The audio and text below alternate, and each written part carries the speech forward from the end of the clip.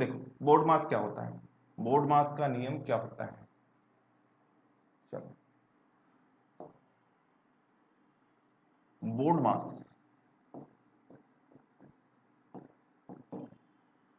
V, V का मतलब होता है वेनिकुलम, V का मतलब होता है वेनिकुलम, वेनिकुलम को सबसे पहले सॉल्व किया जाता है, वेनिकुलम को सबसे पहले सॉल्व किया जाता है। अब आप बोलोगे कि भाई हाँ -11 भी गलत है, बिना -11 भी गलत है, तो यहां पर देखो V मतलब वेनिकुलम को सबसे पहले सॉल्व किया जाएगा। वेनिकुलम होता क्या है, वेनिकुलम होता है बार कोष्ठक, बार कोष्ठक।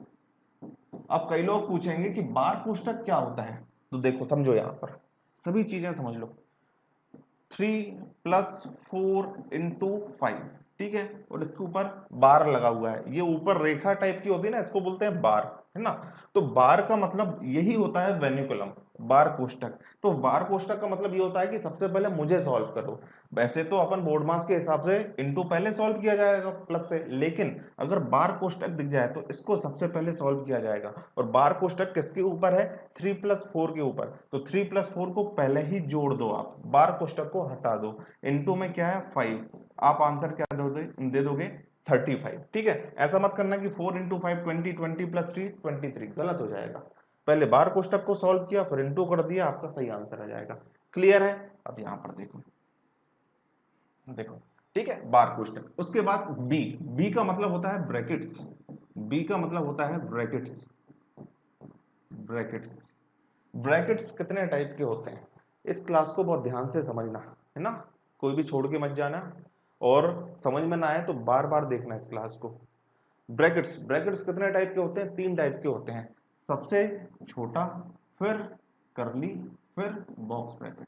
इन तीनों ब्रैकेट्स में से सबसे पहले किसको सॉल्व किया जाता है, बार कोष्ठक के बाद तो किसकी बारी आती है, ब्रैकेट्स की बारी आती है। लेकिन ब्रैकेट्स में भी सबसे पहले कौन से ब्रैकेट को सॉल्व किया जाता है, स्मॉल ब्रैकेट को सॉल्व किया जाता है। उसके बाद करली ब्रैकेट को सॉल्व किया जाएगा, और उसके बाद बॉक्स ब्रैकेट को सॉल्व किया जाएगा। क्लियर है भाई। 9 आंसर दिया किसी ने, पूजा ने, गलत है। यहां पर देखो ओ,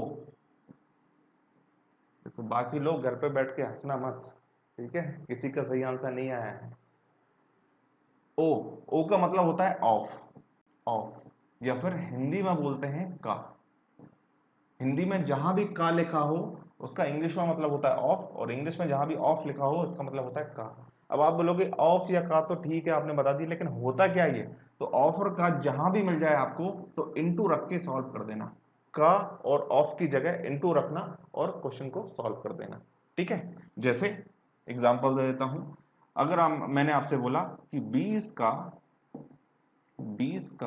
1/2, या फिर मैं बोलूं 1/2 ऑफ 20, तो इसको कैसे सॉल्व करेंगे आप, का की जगह आपको इनटू रखना है, का की जगह इनटू रखा, 1/2 इनटू में क्या होता है, ये नीचे वाले से ऊपर वाला कट जाएगा, आंसर हो जाएगा 10, ठीक है ना। इसको भी ऐसे सॉल्व करेंगे, 1/2 ऑफ की जगह इनटू रखा 20, 2 से कैंसिल किया 10 टाइम्स, आंसर आ जाएगा 10।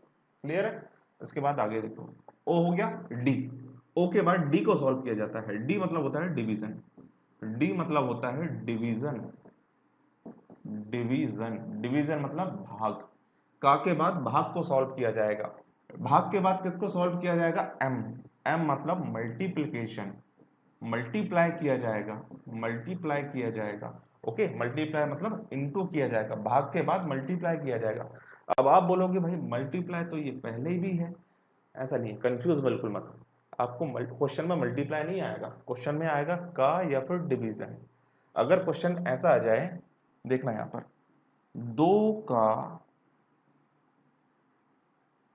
2 का या फिर 20 का 1/2 इंटू 5, 2 का 1/2 इंटू 5, तो पहले किसको सॉल्व करना है, इंटू को कि का को, इंटू को कि का को पहले सॉल्व करना। आप इसको पहले सॉल्व कर लेना, इंटू लगाना, 2 से काटोगे 10 बार, फिर 10 का 5 में इंटू कर देना, 50 हो जाएगा, ठीक है। पहले का को फिर इंटू, ठीक। अब एम के बाद किसकी बारी आती है, ए की, और फिर एस की। ए मतलब होता है एडिशन, ए मतलब होता है एडिशन, और एस मतलब होता है सबट्रैक्शन, सबट्रैक्शन। एडिशन मतलब जोड़ना, सबट्रैक्शन मतलब माइनस करना। तो ये प्लस माइनस आगे पीछे कर सकते हैं। आप चाहो तो पहले माइनस कर दो, प्लस बाद में कर दो, आप चाहो तो प्लस पहले कर दो, माइनस बाद में कर दो। समझ में आई इतनी चीज? आयुषी गांधी का बिल्कुल सही आंसर है, 27 आंसर आएगा। चलो, बड़ी मशक्कत के बाद आया आंसर, लेकिन एक बार ध्यान से देखो कैसे सॉल्व करेंगे। ठीक है, ये रूल होता है, इस रूल को दिमाग में रखना। अगर बोर्ड मास का एक नियम होता है, ठीक है, ये नियम ये बोलता है कि अगर मेरे हिसाब से आपने नहीं किया तो आपका आंसर गलत आएगा। तो बोर्ड मास के रूल्स के हिसाब से ही आपको इक्वेशन को सॉल्व करना पड़ता है। देखो यहाँ पर इस क्वेश्चन को सॉल्व करते हैं। अब इस क्वेश्चन में सबसे पहले किसको सॉल्व करते हैं? विनिकुलम को। विनिकुलम बार कोष्ठक दिख रहा है आपको? दिख रहा है आपको, ये बार कोष्ठक दिख रहा है यहां से लेकर यहां तक। ठीक है, बार कोष्ठक इस तरह से है क्या?